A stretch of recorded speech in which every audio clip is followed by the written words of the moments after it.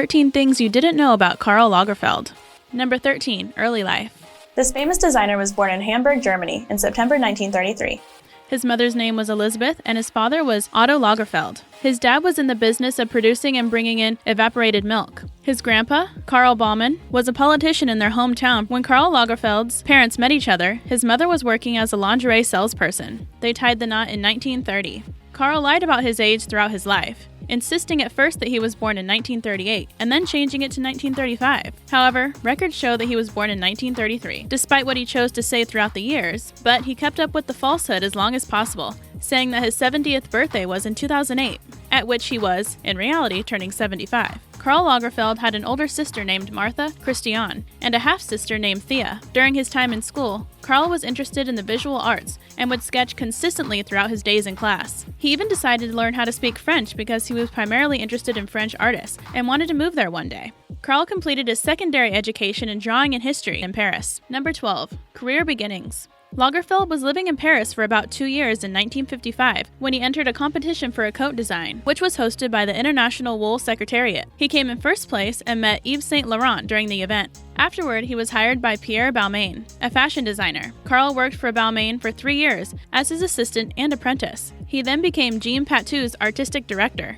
He traveled to Rome in 1964 to work for Tiziano and study art history. However, he quickly became successful, designing things for various brands, including Charles Jourdan, Valentino, Crizia, and Chloe. A few years later, Lagerfeld was employed by Fendi to rejuvenate their line of fur clothing. This was when he began using squirrel, mole, and rabbit pelts for high fashion apparel, which proved an enormous success. Number 11. PETA problems. Considering his use of real fur in his clothing, it shouldn't come as a surprise that PETA, or People for the Ethical Treatment of Animals, had a serious problem with Lagerfeld. They called him out on numerous occasions for continuing to use real fur, but the controversy didn't seem to faze him. He said in 2009 during an interview with BBC, "Hunters make a living having learned nothing else than hunting, killing those beasts who would kill us if they could. In a meat-eating world, wearing leather for shoes and clothes and even handbags, the discussion of fur is childish." However, PETA of course disagreed. A spokesperson stated that Lagerfeld was a fashion dinosaur, who is as out of step as his furs are out of style, and further posed the question, when was the last time a person's life was threatened by a mink or a rabbit? In 2015, Karl made his opinion on the matter known once more during an interview with the New York Times. He noted, "The problem with fur, for me, as long as people eat meat and wear leather, I don't get the message. It's very easy to say no fur, but it's an industry. Who will pay for all the unemployment of the people if you suppress the industry of fur? The hunters in the north for the sable, they have no other job. There is nothing else to do." Lagerfeld even assured the interviewer that he is sympathetic to the anti-fur cause, but he believed that the techniques had improved over the years. Plus, Karl reiterated that butcher shops are far worse than the fur industry. Number 10. Director. You probably didn't know that Karl Lagerfeld also dabbled in directing for a film called Reincarnation in 2014. The late designer teamed up with Cara Delevingne and his friend Pharrell Williams to make the movie. Apparently the idea was Pharrell's to begin with, and he approached Karl about working with Cara. The 8-minute short was created for Chanel and featured 2 stars, who played a waitress and a bellman working in a vintage hotel. However, when it became nighttime at the hotel, Pharrell and Cara were shown dressed up in fancy ballroom attire and began dancing in the dark lobby. They both sang during the artistic feature as well. Number 9. Style. Something Karl Lagerfeld was known for was his unique and iconic personal style. There was nobody else in the world who dressed like Karl, and you could pick him out of any crowd. In fact, it was one of the designer's missions to look as good as possible at all times. According to an article from Blue and Art Info, Lagerfeld said he didn't like fashion designers who didn't dress themselves accordingly. He felt that people who sold high-end apparel should wear what they were selling. So following his beliefs, Karl always dressed to impress, and his style was never flawed. He always wore a high-collared white shirt, seldom changing things up with patterns and stripes. Lagerfeld also wore Dior tailored jackets, wide ties, fingerless gloves, and black jeans. He added accessories like brooches and rings to jazz up his look as well. But Lagerfeld's style was more than just his clothes. He wore his hair in a ponytail, which he powdered white. Number 8. Success. Chanel hired Karl Lagerfeld in the 1980s when the brand wasn't doing well. Coco Chanel had passed away about 10 years before, causing the company to decline. However, Lagerfeld brought it back against all odds. He revitalized Chanel's ready-to-wear clothing and used the interlocking double C logo as a pattern. After his immense success with Chanel, Karl decided to launch his own self-titled brand in 1984. Number 7. Straight edge. To be as successful as Karl Lagerfeld, one has to remain focused on a daily basis and keep a sound mind. So it shouldn't be overly surprising that he didn't use substances, smoke cigarettes, or drink very much alcohol. Although many eccentric people are known to do these things, Lagerfeld was very straight edge. When he went on his diet, which we'll discuss more in detail later on, he noted that following the strict regimen was easy for him. He stated, "I think I adapted to the diet fairly easily because I have never smoked or taken substances and have never drank much alcohol. In other words, you have to be a real bore like me for the diet to work."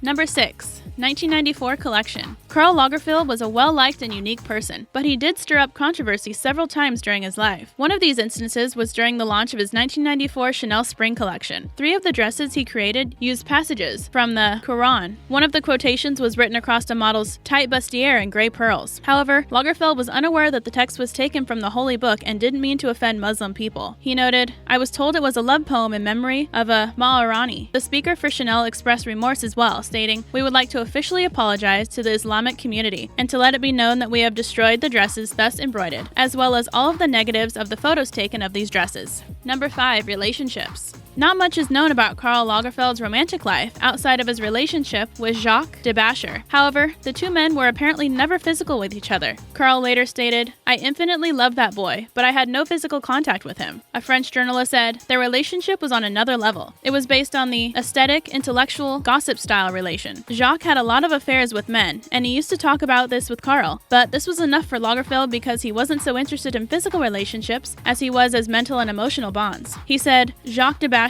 when he was young, was a devil with Garbo's face. He didn't dress like anyone. He was ahead of everyone. He made me laugh more than anyone. He was the opposite of me. He was also impossible and despicable. He was perfect." Number 4. Other dreams. Although Karl Lagerfeld was always interested in fashion and proved to be one of the most successful designers in history, he originally wanted to pursue a different career. We previously mentioned that he went to school for drawing and history, and he used his artistic skills to his advantage. But before he was drawing clothing designs, he was actually interested in becoming a cartoonist. Throughout his life, Lagerfeld was known as quite the jokester, so maybe his initial ambitions aren't much of a surprise. A writer for The Cut once noted, "Every statement Karl makes is delivered with a knowing nod and a flap of his glove hand, as if to say, 'I'm only joking.'" It's clear that his wit is not only a talent, but a coping mechanism. When he was young, his mother would slap him if he didn't speak decisively and clever enough. Despite the numerous controversies he faced throughout his life, Karl Lagerfeld always maintained his humor. Number 3. Diet Coke.